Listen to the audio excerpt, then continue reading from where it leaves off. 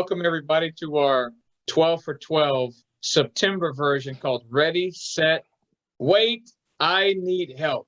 This is a brainchild of stemming from our Ready, Set, Go conference that we had in August with our LMEA conference, virtual conference. And we realized there's a lot of young teachers out there, maybe even experienced teachers who are in situations where you're in marching band right now. It's a little bit, we're still into COVID, but you're able to experience some things marching band wise, and you have a lot of questions about maybe general effect, costuming, color guard, percussion, front ensembles, and what that looks like. So we have a great panel here to talk to you about anything and everything marching band. And we'll go ahead and turn it over to our panel. Elvin Jones, can you kind of introduce yourself and tell us a little bit about what you're doing right now? Hello, everyone. My name is Dr. Kelvin Jones. I currently serve as the Assistant Director of Bands at LSU and also the Director of the Golden Band from Tigerland. Before my stint here at LSU, I taught high school band in Louisiana, in the big city of St. Francisville, Louisiana, which if anybody's from the area knows is not big at all. I was there for a few years before after getting my master's, and my bachelor's degree is from Jackson State University, located in Jackson, Mississippi. And while I was there, I served as an assistant director for a couple of years in a very small city called Hollandale, Mississippi at Simmons High School. And then before that, I was at high school in Hawaii. So a little bit around the globe, or around the country, if you will, in my trajectory here. All right, thanks, Kelvin. And so a lot of experience on all levels. That's going to be a great contribution to our conversation today. Joel, can you introduce yourself today, please? Sure. I'm Joel Denton. I was the director of bands at Ooltewah High School for 37 years. Started when the school had about 725 students. We got as large as over 2,000, and then we opened a new school and went back down to about 1,250. When I left, we were back about 1,500. So we went from rural to very suburban with a pretty high socioeconomic student base to a school that would qualify for Title I, my last 7, 8, maybe 9 years there. And so I got to see lots of transitions and teaching lots of interesting situations. Since I retired in 2018, I've done lots of consulting, judging across the country with DCI and Bands of America and lots of state organizations, and doing a lot of PDs and things like that. And so I'm in about 70 to 80 high school band rooms a year before COVID. Since we've reopened schools this year, already in about 30 or 40 since July. And and those are not all schools that are competing in Bands of America or at the top of their state competitive situations. Some of these schools are young band directors who are really trying to find their footing. And so I'm really interested in doing that. And I just assumed a role of teaching instrumental music education classes for Lee University in Cleveland, which I'm really excited about, because one of the things I've always been passionate about is teaching teachers as well as teaching students, because I think our influence ultimately impacts the growth of our students. We have to continue to grow as educators as well. And I'm honored to be included with these two guys, because they are the best of the best. I've followed Kelvin's career and just all that he's accomplished in it. And I cannot say enough about my friend Lee. I mean, I've known Lee. He's judged my band for over 30 years. And then we've been friends and colleagues for the last 15 or so years. And he brings a wealth of knowledge about everything of pageantry arts to our activity. And so we're very fortunate to have these two guys on here, and I'm just honored to be a part of it. Thank you, Joe. And if anybody knows the Ooltewah band program, if you're any kind of in touch with the BOA circuit, you'll know that program and the success that it has enjoyed under Joel's tenure. But what we sometimes don't realize, and Joel, you and I have this conversation briefly, is your beginnings weren't as grand, right, as Oh, they no. are when you were ending. So what a tremendous success story. And thanks for segueing to Lee. Can you go ahead and tell us about yourself, Lee Carlson? I taught at Indio High School for 18 years. I'm currently at 39 years at the University of Southern California, and they're going to make me do it till I get it right, apparently. So I'll get through this season for sure. I judge for BOA. I don't judge for DCI anymore because I do the part of the judge administration team, and competition. The director of competition is my title. And I started when I was a kid marching in a drum and bugle corps, and then went away to college, wasn't going to do anymore. And all of a sudden I saw a kid walking across, I was at University of Northern Colorado, and with a Cavalier jacket. And I'm going like, wait, what? So I got pulled into, my first teaching corps was Blue Knights. And that was way back. And, you know, the thing I think I bring to this group, and I'm very pleased to be invited to it, is I've made pretty much every mistake you can make. And I've learned from that. So I can relate to any mistake that the younger band directors or visual designers are doing because I've done it. So yeah, and we're that's definitely it. going to address some of those mistakes and advice that you guys have for directors of all experience levels. As I told you pre-show, the majority of the questions that have come through our Google form has to deal with two letters, G and E, right? And that's a lot of, and we're based in Louisiana here, and our programs tend to be small for the majority. Kelvin, you've been around, and you might agree with that. And they really struggle. They want to be competitive, right? They want to do what's right. They want to follow the sheets, but they either don't know where to turn, they don't know the answers, or they don't really know what GE means. So I did a quick Google search. WGI has a really great definition of GE, is what I think, and maybe you'll disagree or agree. They say GE is simply this: creative and appealing design of the show combined with the performance and communication of the program. Just that sentence wrapped Simple. up in a bow. But then you look at the judging form, right? Say BOA, WGI, or even your local programming, and it gets a little bit more complicated than that. Lee, can we start with you and talk about maybe the breakdown of GE visual, GE music, and just what judges are looking for, and what, when the director is looking at that judge's sheet, what are they going to take away from that? Basically, the visual effect person is looking for how well, and it's all based on how well is the music married to the visual. So how is that connected, and how is that relating to what I'm hearing? Am I seeing what I'm hearing? And that talks about coordination, pacing, all of those. In the second box for most sheets would be a performance-based box on how well are the performers communicating what they've been given to the audience. Are they connecting to a character or role? Do they understand aggressive to more sensitive and soft lyrical moments of the show? And am I seeing that match up? And between the WGI statement and just the fact that we are based on what we hear, and it's important that somehow that relates. So, and again, the kids are the performers, excuse me, are given the responsibility to bring that show to life and to connect with the audience and really bring the energy or bring the sensitivity. We basically talk about three effects, and it's intellectual, aesthetic, and emotional. And those three can be separate effects, or the strongest effects usually include all three of those, or two out of the three. So you just have to recognize that. Joel, any contribution to that conversation? And just kind of thinking back to your beginning of your career, right? And you wanted to be competitive in that circuit.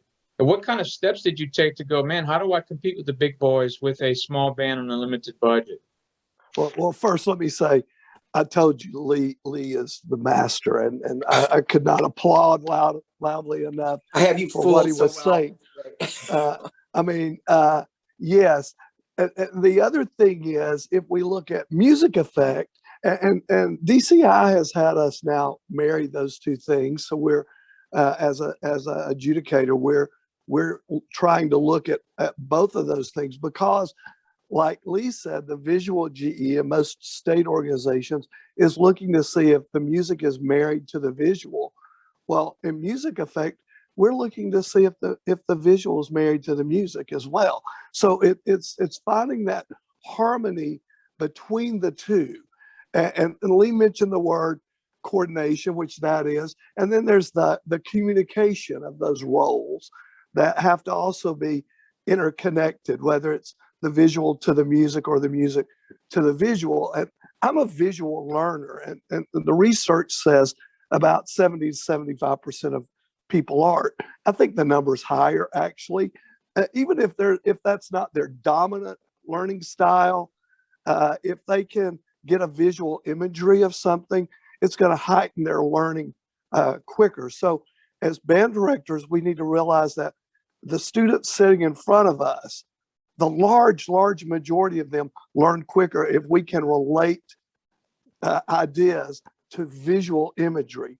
And so for me, as a music G person, I'm going to answer your question too about the beginnings, but as a music GE person, I often think that where their breakdown is in their communication. And lots of times the sheet will say communication of musical intent. And so as a musician, I think of phrases and how phrases build a paragraph, or they become sentences, and how those sentences begin to build to a paragraph, and that paragraph usually has a arrival point in it. As literature, the same thing's true in our marching band performances or our indoor performances. We go to arrival points, and most of the times where I see music breakdown is, I'll give you an easy sentence. The dog ran down the road, and that's a period. Or I could say the dog ran down the road, but he came back, and that was a comma. Or I could say the dog ran down the road, and that's a question mark. And then if I'm reading out loud to someone and I see an exclamation point, I'm going to say the dog ran down the road. And what that does, when we think of that as music and we help students understand, it's not the end that is the most important thing. It's the inflection, the nuancing of the phrase to get to the end that's the most important thing. That's when effect becomes apparent. We don't give I just wrote a thing about this. We don't give our audiences librettos. So we need to do things that are easily understood and easily apparent. My friend Freddie Martin, DCI Hall of Famer, he should be in everybody's Hall of Fame. He says, we're in the business of the obvious. And most high school bands play grade 3, 4 music books. So we don't have the most highly competitive bands have some woodwind moments or some brass moments that do some multi-tonguing or have a lot of runs in them, those features. But the typical high school band is playing a grade 3, 4 music book. And so there's not a lot to do there other than make that music interesting and appealing and effective to people. And so the way we inflect the music, the way we nuance the music, the way we arrive at the end of phrases, the way we connect phrases, the way we get to that major arrival point tells us how we're supposed to feel. And when the audience is not responding the way you want them to, it's almost always because you didn't give enough definition to how they're supposed to respond. In 2000, we did a show called Sailor and Sea. We used Robert Smith's music. We were 13th in the nation. I thought we should have been in finals, but every band director feels like that, right, Lee? And yeah. So we were 13th. and I was on the field in prelim. I think it was prelims, and that was the biggest audience we had played to so far that year. We've been to 2 regionals, but it was a huge audience. We were at the end of the day, and in the middle of that, it goes to a solo. We put it on flute, and the flute was on this ship that our parents had built over to the side. And there was front ensemble playing underneath her because our percussion was grounded. We weren't big enough to have a battery and a front ensemble, so everything was grounded. And they were playing. Those were the only sounds on the field. And we brought out these LMEA strips, these huge LMEA strips. They went from 6 feet to 12 feet, 12 feet. Or maybe they went from 4 feet to 10 feet, I think is what it was. And Tommy Keenum had designed these beautiful fish flags. And these fish flags started jumping from behind that, all different shades of LMEA. It got darker, just like the ocean does as the LMEA went back. And the audience started with this, ah, ah, ah. And then they went to, oh, oh, oh. And when we finished that movement, they were on their feet screaming and clapping. It was not a moment that you would think they would stand up and scream and clap for, but it created all the emotion, it created all the intellect, and it had all of the visual imagery that they needed to touch them in every sensory way. And that's the way they responded. It was the first time I really understood in all the years I taught. I've been teaching 20 years at that time, what effect really was. Effect is, Yo-Yo Ma, the great cellist, says a performance should be memorable. Should be memorable. He says if he plays a performance tonight, you don't remember it tomorrow, the next day, or even the next week, or even a couple of months from now, then you really didn't need to come to his performance. And then he goes a little bit further. He goes, and I really shouldn't have even played the performance, because in effect, our desire is to create a memorable moment that the audience must respond to. They must respond to. It's not a choice. And it can be an aha moment, or it can be a screaming moment, or it can just be an applause moment. And there's all those other emotions in between.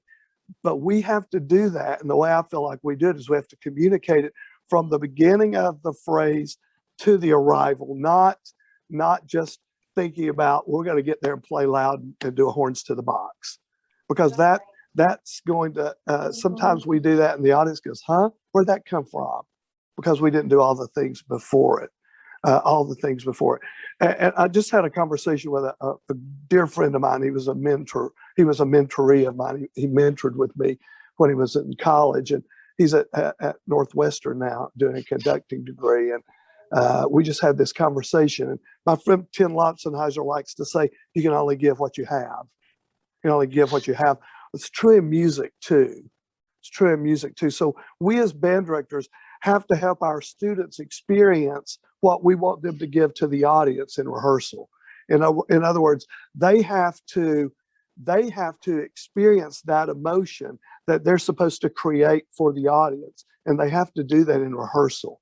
They can't wait till the day of the show. They can only give the audience what they have experienced, they have themselves. And so lots of times we don't rehearse like we're performing. Lots of times we say, take it easy right here. There has to be moments in the rehearsal when the students have to experience the emotion they want the audience to experience. You asked me about my early career. When I arrived at Ottawa, there were about 50 students in the band.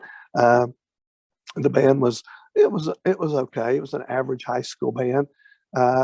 I was one of those people in our earlier conversation. Lee said this. I called everyone. I wasn't afraid to ask anyone, and no one ever told me no.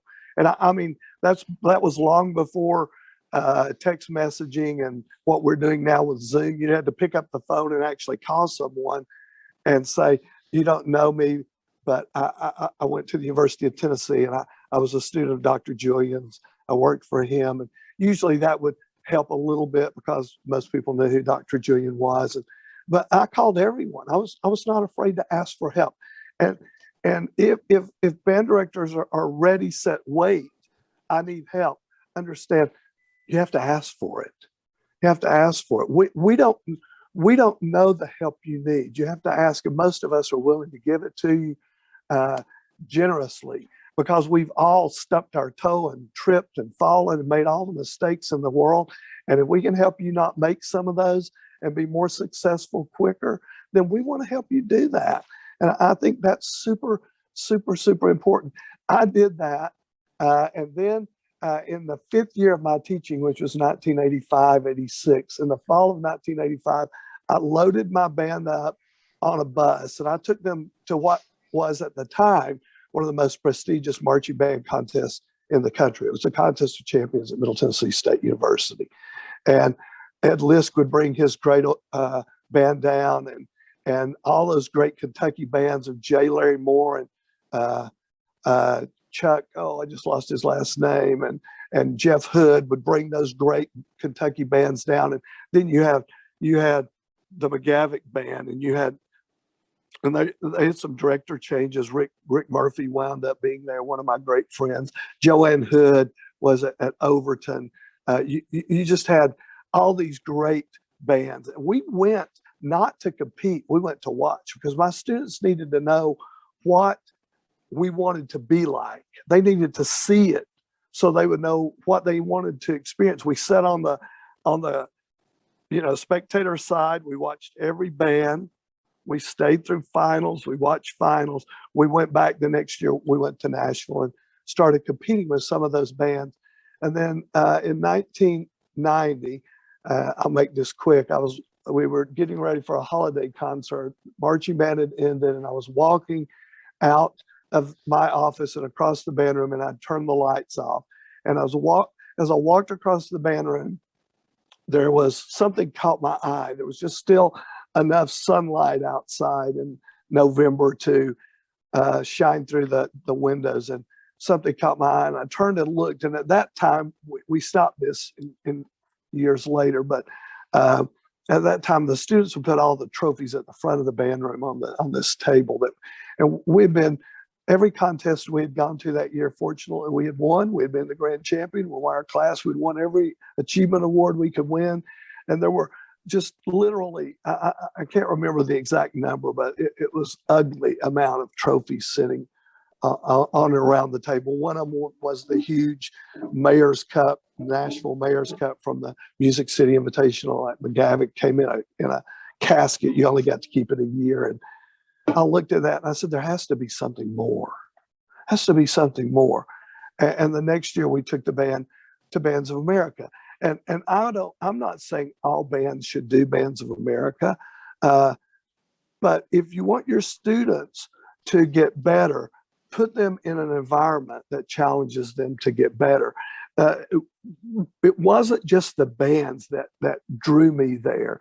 It was people like Lee and Nola Jones and Jay Kennedy and people who now count as my friends, who were the best minds in the activity, who were great educators first and adjudicators second, who would give my students great information in a positive manner that we could go back and learn to get better. And then I continued just to reach out to people. I called Alfred Watkins when people were afraid to call Alfred. And I called him and I said, hey, I need your help. And when I retired, my kids called him Uncle Alfie. I called Freddie Martin when, Freddie was, he was director of Spirit of Atlanta, had all that going on. And my kids called him Papa Freddie when I retired, because those people came in my band room and loved on my kids and gave them great information. But most importantly, the kids recognized that when those people came, they made us better. They made us better. And so that, I think, I've talked a long time about, so I want Kelvin to get to talk too, but I just want to say, ask for help. We're willing to help you. Everybody's made mistakes. People will say to me, but you wore costumes every year. We started wearing them in 1992. The ones we wore in 1992, I think the cadets wore, we were in burgundy with chains and a cross around our neck doing the Passion Play. show based on Emmanuel Variants by Robert Foster. But the cadets wore the same outfit about 2016 or 17, but they wore them in black. We put trampolines on the field in 1996. When Crown did it, they called to see if I still had the skirts that went around them. When they did that in like 2014 or 15. You do have to create an identity, but those costumes cost almost nothing because our parents made them, or we bought cheap costumes that they could enhance. The clown costume that we wore in 2003 and we wore in the Macy's Parade in 2007 didn't look anything like it did when we were in performance, because we got them in and the parents put all those patches all over them, and we bought all those different colored wigs, and people go, well, that had to cost a lot of money. It really didn't. We could almost always costume a kid with our parents' help of doing all the additional work for about $40 or $50 per student. And with all the screen printing now, you can get these shirts that cost almost nothing to put on top of bibbers and give you a totally different look.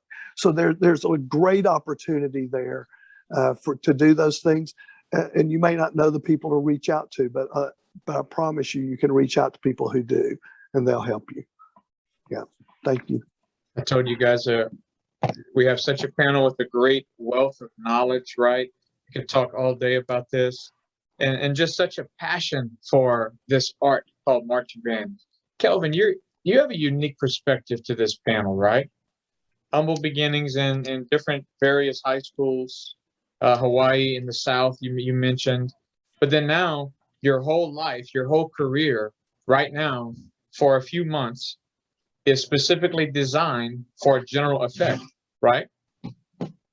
To simply make the crowd enjoy the performance.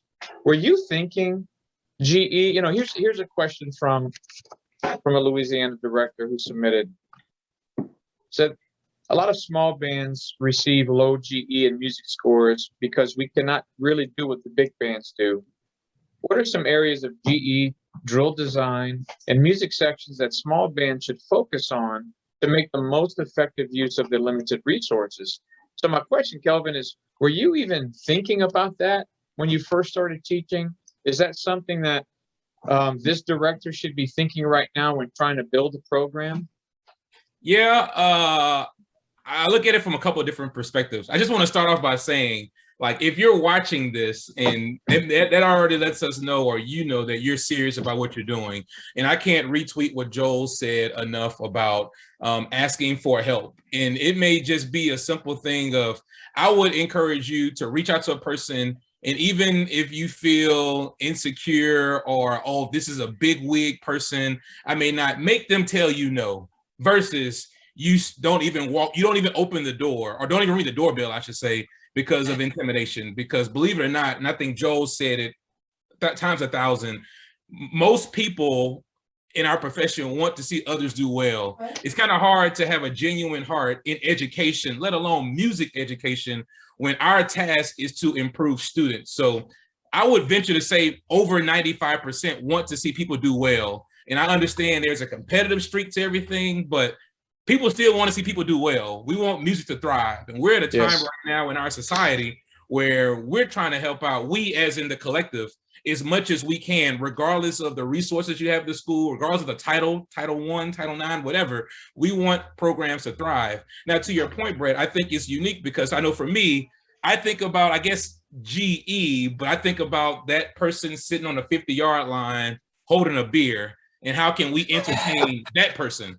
Maybe more so than, or differently than even when I was teaching high school, or for some of the groups I may have written drill for, high school programs where you're trying to appeal to a judge, so to speak. So it is different in that lens. Now, to speak specifically to what you're saying with some of the smaller programs, I would start off by saying play to your strengths.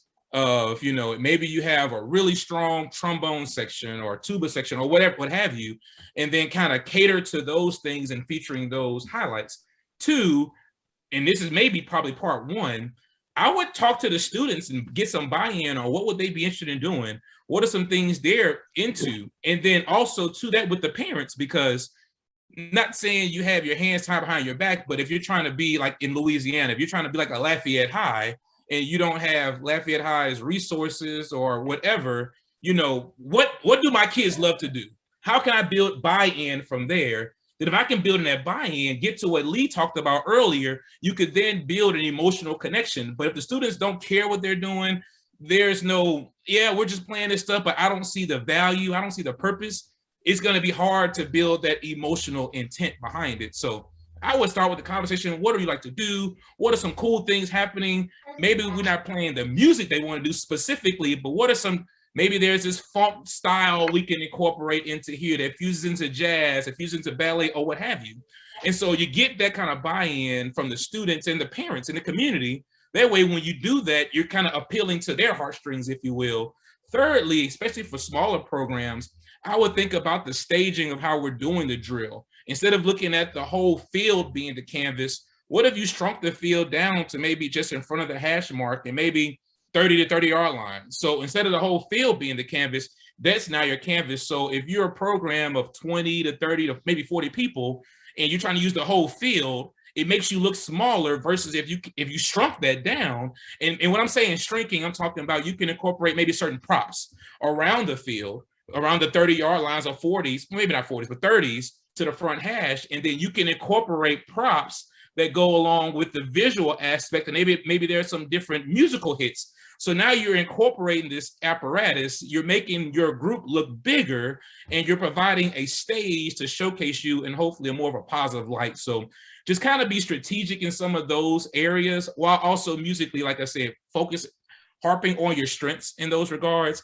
And those can be just kind of some workaround areas you can kind of hit towards some GE moments versus what you may see with Lassiter High School or fill in your blank top BOA program that use the whole field, and some programs using end zones. And if you're watching your favorite drum corps, they're going into the end zone. Like, you don't model that, model aspects of that, and take those things that cater to your strengths and then kind of manifest those or manipulate those to your advantage. There's a couple of things that you guys are saying that immediately, I think, concert band. Joel, you mentioned play to the line. I hear Richard Floyd say that all the time, right? Play the line of the music. He wrote whole books about play the line of the music. Kelvin, you're talking about staging. I'm thinking, okay, if I'm performing at my concert band assessment, I don't use the whole stage area, right? My band fits in front of the shell, and behind that is extra area that is not being utilized, and I could utilize it, but I'm not going to use that. Lee, would that be something that maybe we're missing, is taking a concert band approach to I think visual design, music, colors, and putting it on the marching stage? Well, and I just want to emphasize two things that Kelvin said. You're going to create your own space, and your environment is what you tell us it is. And as an adjudicator, I don't care if you don't use the full field, as long as you define your space and use that with the same amount of energy and excitement and creativity. That doesn't matter. And the other thing is that I think is so important, and this is a mistake that I made my first year when I was teaching high school, is I picked a show that I wanted to do. And instead of talking to the kids and finding out what they would like to do, we weren't successful because it was what I wanted to do. Well, the next year we got together and said, tell me some music that you like. What are you going to do? And they picked some music that I would never even listen to.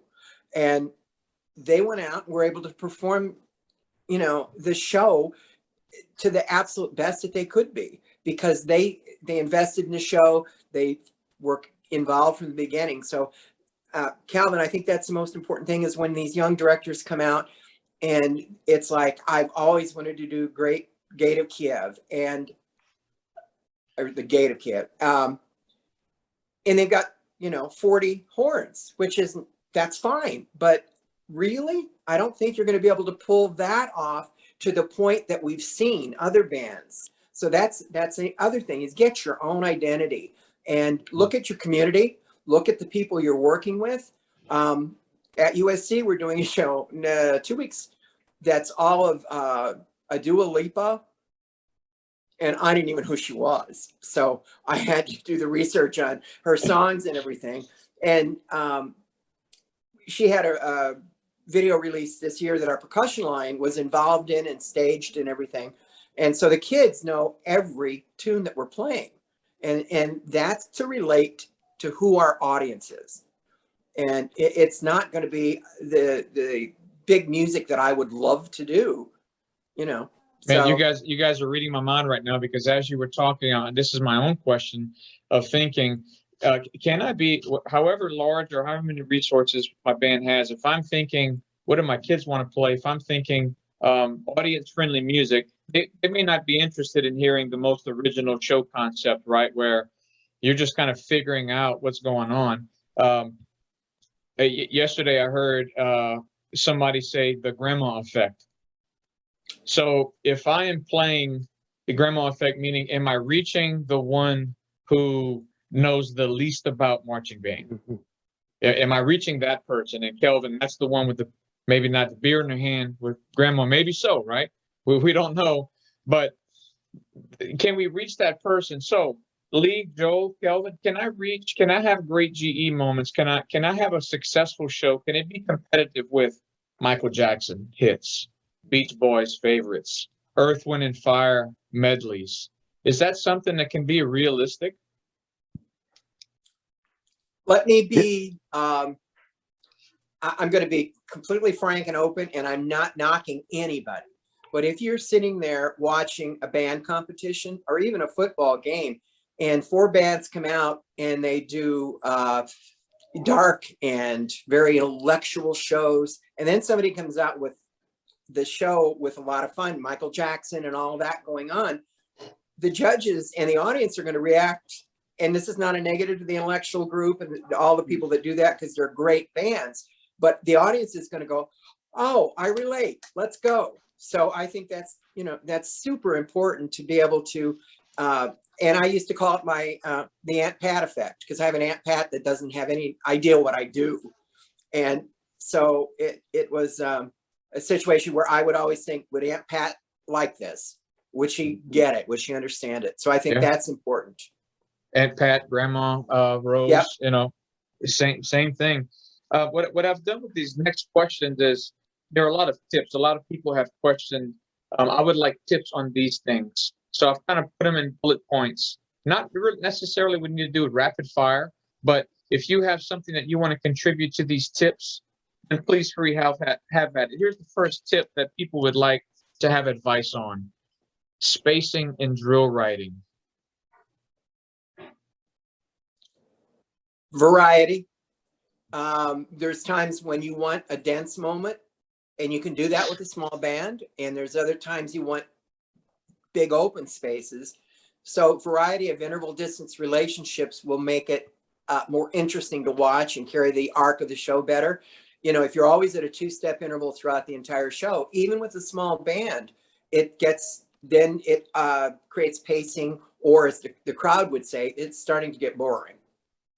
So I think the more variety you can have, the more opportunity you have to create that audience response. The amount of movement versus the amount of holds that you have. Is there a balance, a formula that one can follow? Lee, you're the drill writer. Kelvin, you write your own drill at LSU? Yeah, so you guys need to address that. Yeah, I would say for me, it's music derived. It's hard to say. I guess I think most drill writers don't approach it from, here's this drill we're writing, and then the music comes afterwards. It's kind of the other way around, which kind of goes to what both of my 2 peers are talking about right now. So I know it's not answering the question, but it should be, if there's a musical moment that you have high impact and there's velocity, there should be movement. It wouldn't quite make sense to hold in those moments. And then also too, maybe you're setting up something for this next hit that's coming. So there should be an evolution of things. I'm not saying moving all the time, but I'm definitely not saying hold the whole time as well. But hopefully what's happening visually has an effect, is derived from what's happening musically. to hopefully everything has an ebb and flow. You know, from a Go ahead, musical Joe. standpoint, I'll add to that. Lots of times I'll go work with bands and their ballad will have almost a sense of sameness about it. That's it's too predictable. There's nothing emotional about it. And so what I have done on several occasions, and I've said, you know what, play, because they will like hold, and then they'll move 2 or 3 sets, and then they'll hold again. And I go, why don't we hold this just a little bit longer, take this set out, and move from that set to that set in double time, just to get some velocity, something different. So we build into that arrival more quickly. We get there quicker. It gives us a stronger musical and visual impact. And I think sometimes, and I'm going to quote Freddie Martin again, sometimes less is more. Sometimes less is more. We just take things away so that we can enhance what we're doing more. Props versus no props. And Kelvin, I think your idea then to answer your question would be set a stage somehow, right? To help fit the band. So I don't, not to put words in your mouth, but would that be your answer to that question? And then we'll throw it to Lee. Yeah, I wouldn't say I'm probably feel like I'm talking out the side of my neck right now, and there's a ton about that.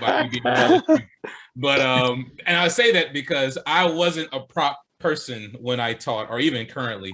But I do know there are ways to make it work. You know, sometimes I feel people do prop for prop's sake, and it gets ridiculous without going on a tangent. But for the purposes of what you asked earlier about smaller groups, that is a way to set the stage and to be creative from a general effect perspective. And even for different costuming and different hits, like those things can work. The groups that do it well, you know, the prop should have a purpose, is what I really should say. It's when you just have stuff out there and it doesn't really make sense and it's just a cluster, versus, okay, this design moved here because this musical effect is setting up, oh, this visual moment. Like that all is this one good relationship, versus here's this thing that we spent a lot of money on, and directors are bragging on how much money they spent it on, and it's just there.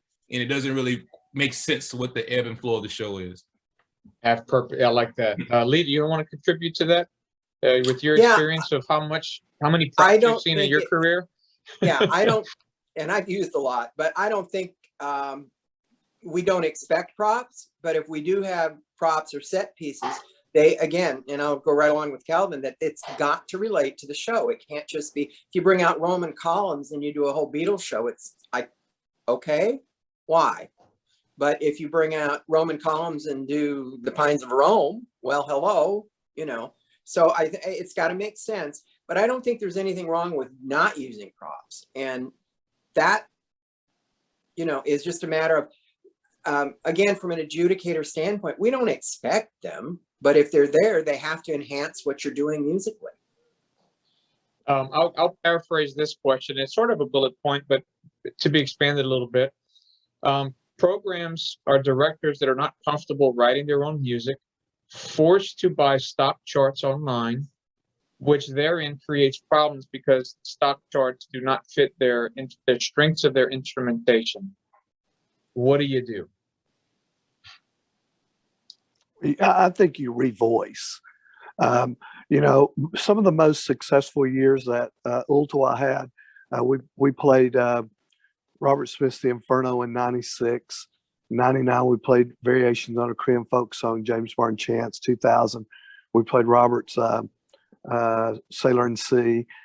2001, we did David Holsinger's Scooting on a Hard Rock. All of those shows were concert pieces that I just revoiced. I got permission to arrange to be able to do that. But what I did is I just doubled voices or changed things. And when I visit programs now, many times, even with people who are hiring great writers, those great arrangers don't know those students like the band director does. And so I'll go in and I'll take the first trumpet part down an octave. I may leave one player on it and take it down an octave. I may even take the second trumpet part down an octave. I may take the first low brass part. You know, we don't call them trombones and baritones anymore because most of them are written as 2 or 3 low brass parts. I'll take that down an octave. I may leave little amounts of players on it so that we get the shimmer, even flute parts at first, clarinet parts. So we still get the shimmer of that chordal structure. But when you lower the parts, you darken the sound. You give the overtone series a chance to expand, and almost immediately you improve intonation and balance by not having so many people play it. So it's like concert band. You know, we pick music that fits our ensemble in concert band. We should do the same thing with our marching band. We should transform our music. And if you're buying a stock arrangement, I don't know the legal things on this, but to just tell kids to play it down an octave, that's not, to me, that wouldn't be an arrangement, but you may still have to get permission. I don't know. But I think that the key there is, Kelvin shook his head because I don't think you should have 2 either. Yeah, I would just do it. I would even add harmonies in there, you know. But you're not changing the notes. You're just changing the way the thing sounds. And so, you know, if you buy something that has a mellophone solo and you don't have a great mellophone, write it for flute. Give it to a flute player or give it to a trumpet player. Let it play it in the middle of the horn. I think that's the key. Is it's not always about having the best designers. It's about having the ability to understand how to make what your product is the best it can be. And that's where you need to reach out to people. If you don't feel like you have that skill set, I didn't have that skill set early in my career. I could write drill, and then I realized it took me way too long. I didn't want to do that. But I didn't want to arrange. I had friends who could do it. So I would call my friends and say, hey, this is not working for me. What should I do? And they would say, well, do this, this, this. And I would do it, and it would work. And sometimes there would be adjudicators that would say, hey, have you thought about this? Have you thought about that? I'll give you, in 2010, we were playing the Tennessee Music Education Association. We were in the honor band. We were playing the opening concert. And at Concert Festival, Stan Schoonover and Nola Jones were 2 of our concert festival adjudicators, CPA adjudicators. And one of the pieces we were doing, I used an organ in it. It was a synth, but we put it on organ sound. It really wasn't written in there, but I wanted that texture in that sound because the low brass, I didn't like their color, so I wanted to enhance their color. And Nola and Stan called me over after our performance. We ended with Mahler 3, selection finale Mahler 3. And Nola said, you got that organ sound up there. Why did you put it in the end of that Mahler piece? And I did. And it changed the whole world. I do it with clinic bands all the time now with a synthesizer in there. It changed the world. Great educators will help you if you just ask them and you'll listen to them. I love how we always get back to concert band, right? It's just using that approach to help us with our marching band programs. Just seems to be a common theme right now. Lee, can I ask this from you? This would be another question.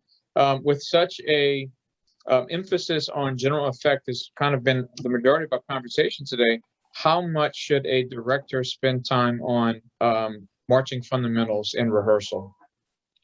Well, part of effect is excellence as it relates to effect, and excellence is a bullet point on most sheets under the performer's box, in the performer's box. And that's, again, you're going to, a great educator is going to play warm-ups and spend a half an hour getting them tuned and everything. You need to do the same thing physically with them and make them understand. And it's so important that you give them enough information and then say it again, and then bring Joel in and he'll say the same thing. But he's much smarter than my band director because he's a foreigner, but you can tell him the same thing. And a person comes in, says the same thing, and all the kid, Wait, I've heard that before somewhere. And it you know, becomes gospel. Yeah. Yeah, Yeah. yeah. Joel Denton said it, now it's gospel. Marching, yeah. Excellence in itself can create an effect, but it can also elevate an effect. Yes. It does elevate effect. So it's important. And again, it's just as important to do a marching block as it is to do scales. It's a matter of tuning up the body as well as the instrument and warming up. If you really want to make that better, do them together.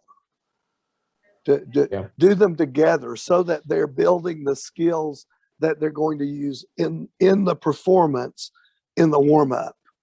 And don't be afraid as you progress through the season, you find chunks of your show to move that has maybe it has lower body in it, to move those chunks into your warm-up time so that you can isolate those little tidbits and make sure the students are using the right technique musically and visually to enhance and heighten the effect of that moment. And just I guess the triple down on that is an easy moment you can do is if there's tricky moments in the show that are having issues. Now you're adding the warm up. Now you have a direct transfer that applies it to the actual apparatus you're trying to do. So it's taking all these constituent parts and really making them work one together. Yeah. Well, take it from the concert hall to the field, from the parking lot to the field. Mm-hmm. Same thing. Mm-hmm. So I did a clinic recently with Freddie Martin and Rick Subel. And I think they're both geniuses at what they do. And at one moment in the clinic, we all three looked at each other and the two of them asked the director, have you tracked this moment? Have you tracked this moment? And he said, no. And they said, the moment will get better when you track it. You're going to improve timing. You're going to improve the students who understand how the lower body works, how they're supposed to be moving in time while they're playing it. It's going to get better clarity music-wise because they get more comfortable. It's hard to perform with confidence if you're uncomfortable.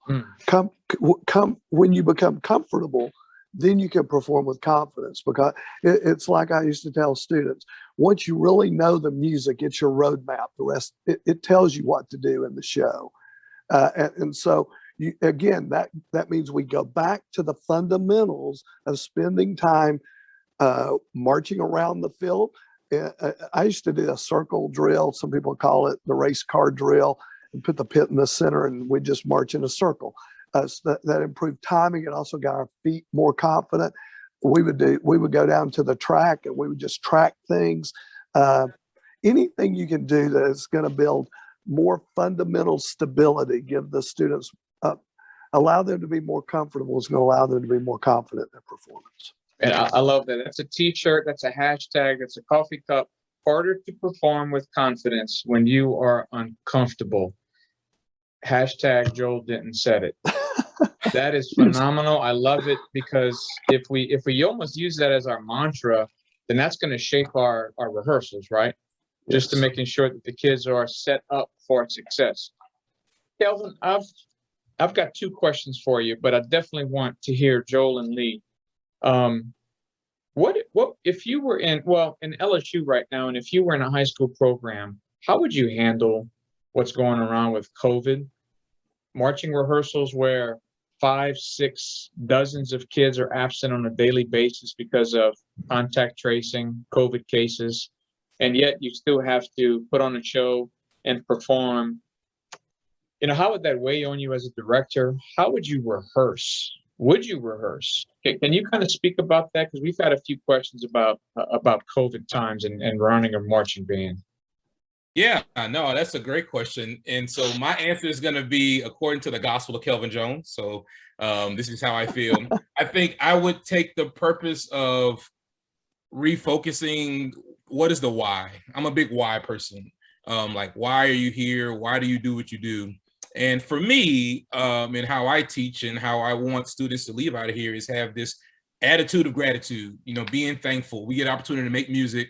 And hopefully we make music at a level that impacts people, and not only impacts people, it makes meaningful moments through our students that can be lifelong learners. So it's kind of all of that. So Whereas before, maybe my focus is so goal task oriented. I want to get this achievement, this first place or whatever.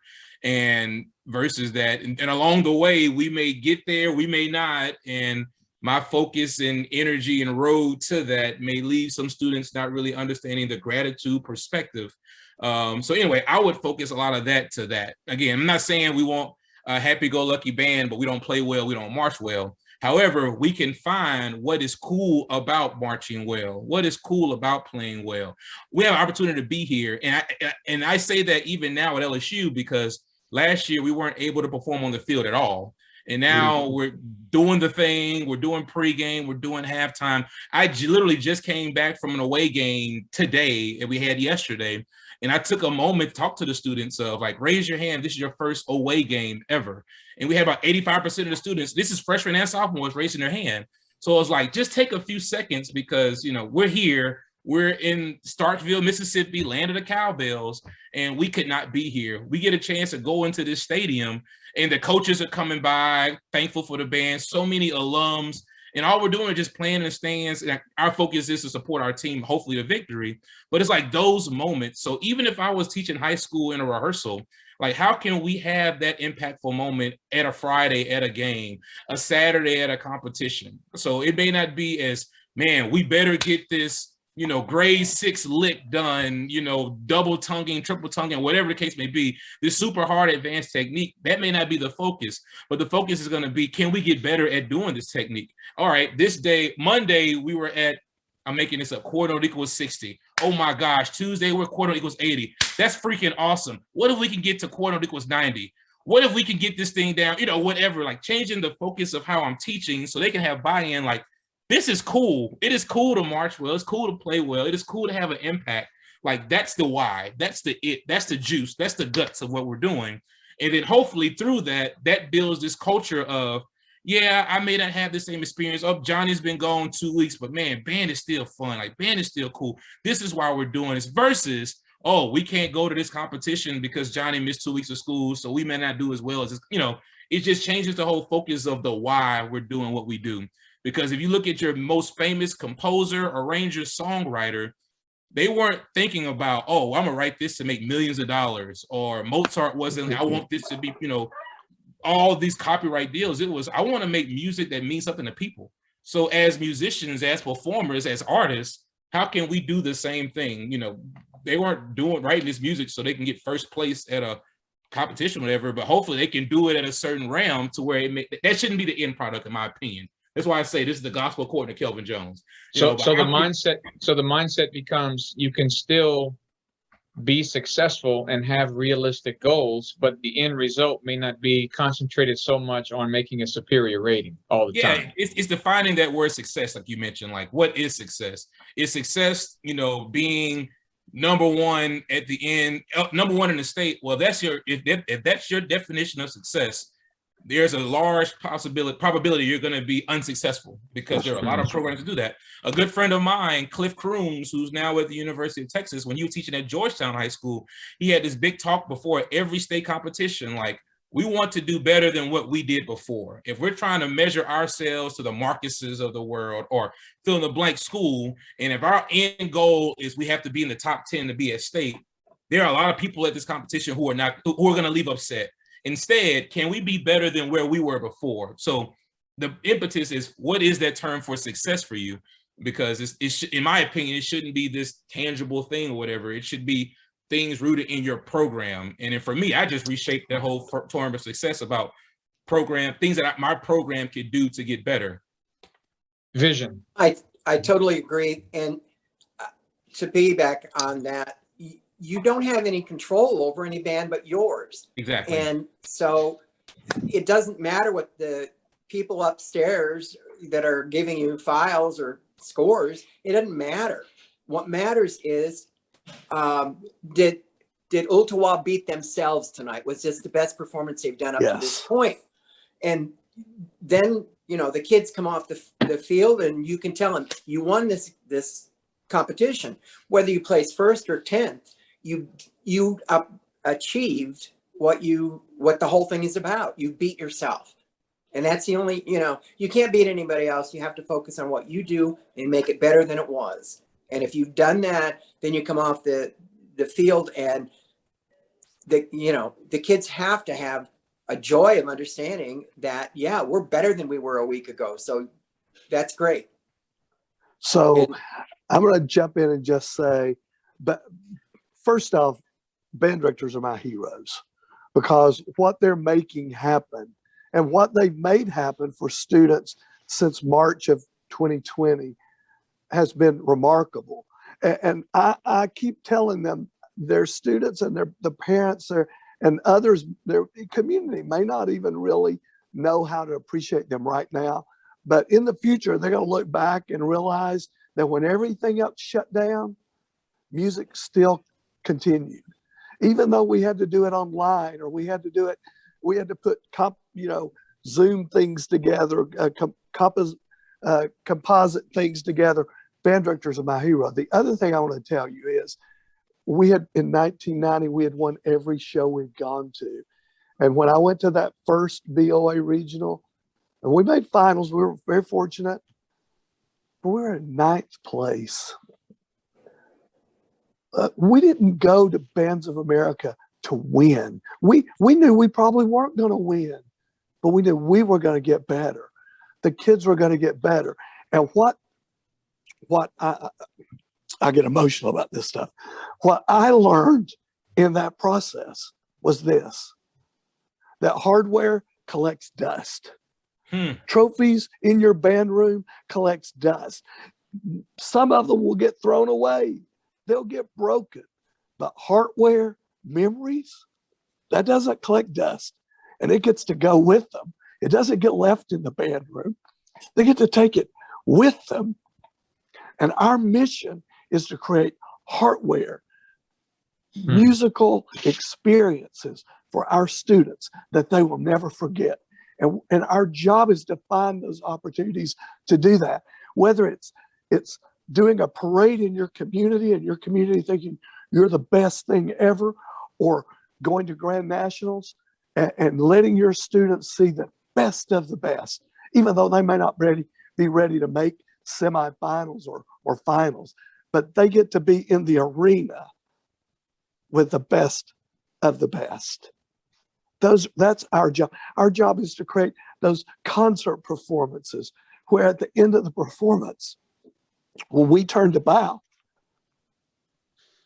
the students cry because they realize that's the last time they're ever doing it together. I mean, we talk about band as a family all the time. Band is a family.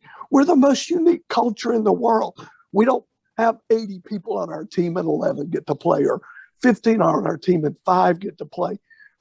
We say, come one, come all, get out there, let's do this. We're going to have a great time together. And so the last chair, third trumpet player feels just as special. Let me tell you, his parents are probably working harder than the solo trumpet player is, because they feel like they're part of the culture. They're part of the family. Create hardware. Don't worry about hardware. Hardware is going to get broken, collect dust. Kelvin, you mentioned the gospel according to Kelvin. We got a revival right now.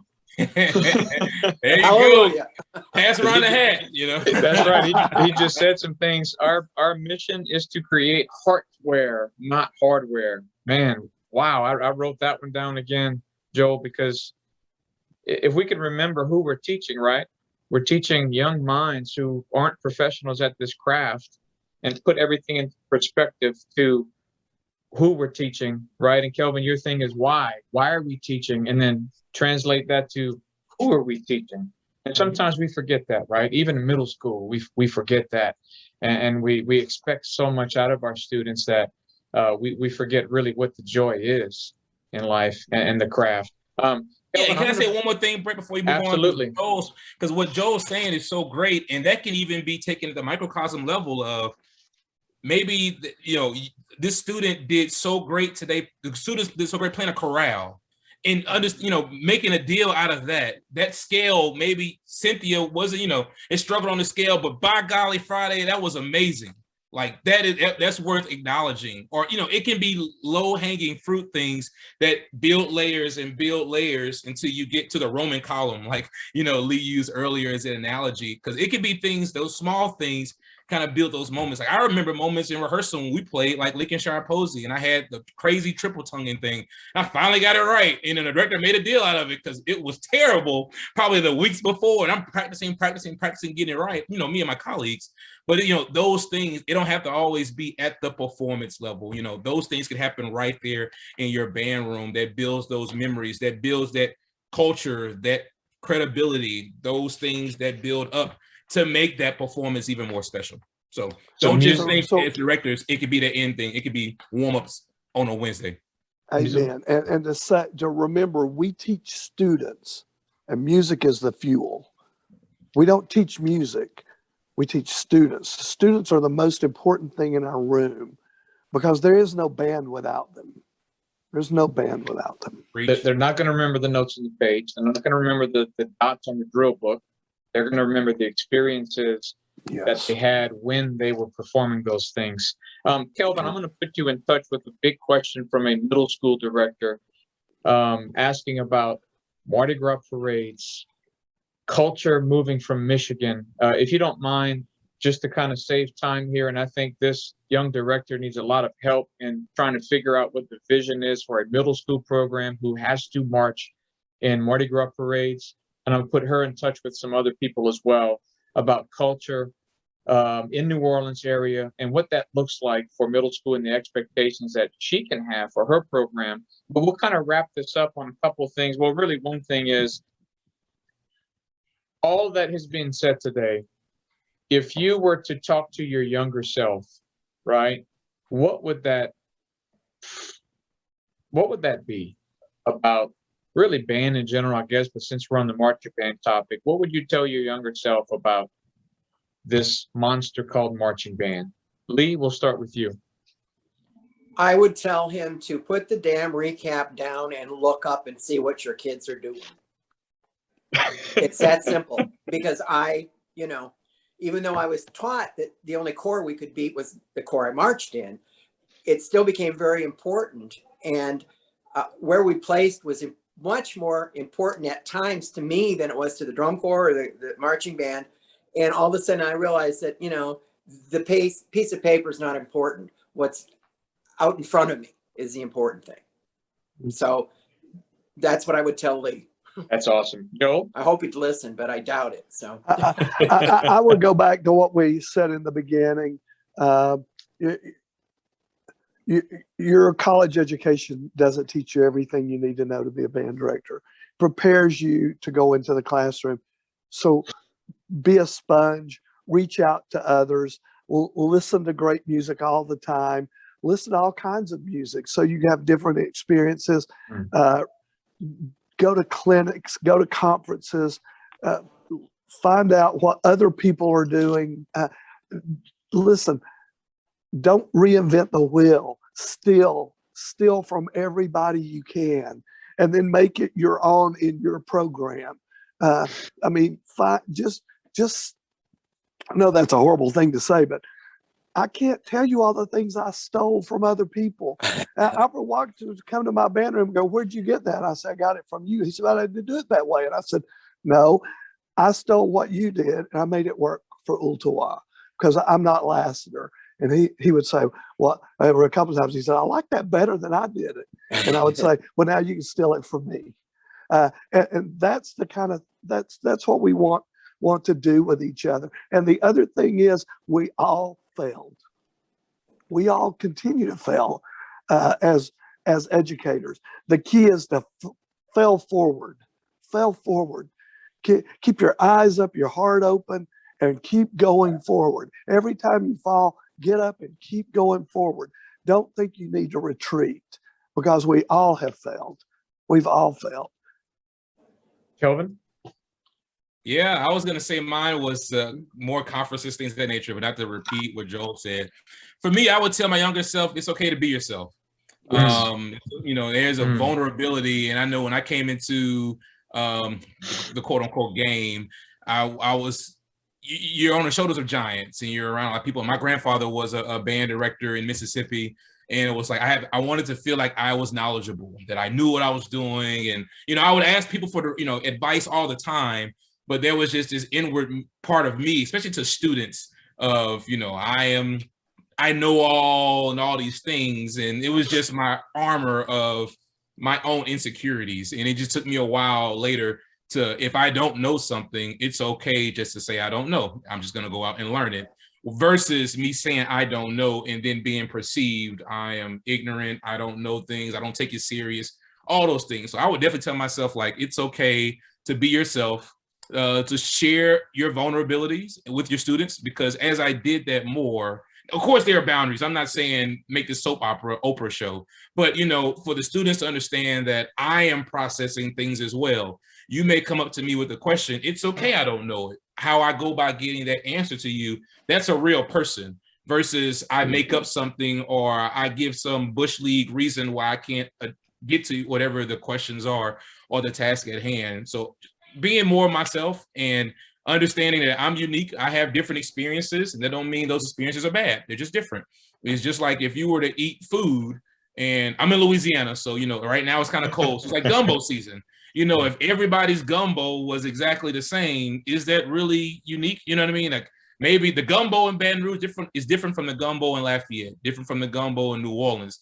And that makes it special, even though it's the same gumbo. Or even how I cook my gumbo, different from my mama's gumbo, different from my auntie's gumbo. That doesn't make it bad. That just makes it different. And if anything, it probably adds a little layer of respect because now you're unique in that regard. Mm-hmm. So all to say, younger Kelvin, it's okay to be you, relish in that uniqueness, be yourself, be authentic and true to yourself.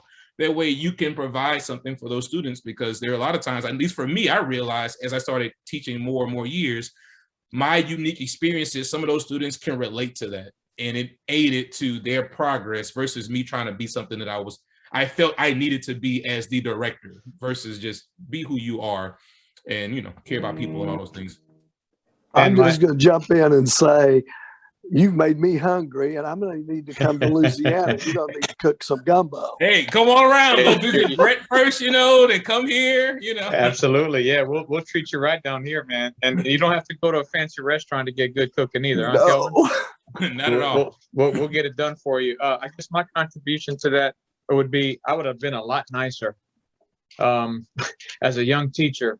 My wife just really always tells me how just really not mean, but intense I was as a young teacher, because I just loved everything about the craft of marching band. But it was the craft of marching band I loved. I didn't really love the kids until I got to know them and realized that for me was a changing moment in my career, that I became unselfish at that point. When my first part of the career, I was really selfish, and just have a clear vision. It can be moldable, it can be pliable, but have a vision for what you want from your program and take your time. Overnight success is rare. It doesn't normally happen. So build slowly, but build slowly. You guys are awesome. Listen, everybody, the amount of information that you received today is priceless, right? And you just probably heard some things that you didn't even know that was a question to ask, much less receive an answer to. They are there. Joe, Lee, Kelvin, when I got to them and said, well, I would like to have this idea, they were yes from the get-go. The only challenge was coming together to put this together. But they're great guys. They're all over the place. They are willing to help you. You just have to give them an email. You have to give them a chance, as we said today, for them to tell you no, but they're not going to, because they love you and they are pulling for you, and everybody is pulling for you. If you need any more assistance with this topic, I can put you in touch with any of these guys or anybody around the state or around the nation. These guys are well connected. They can provide so many more answers for you. I mean, we could probably sit here for 3-4 more hours and talk more marching band, because they have such a wealth of knowledge.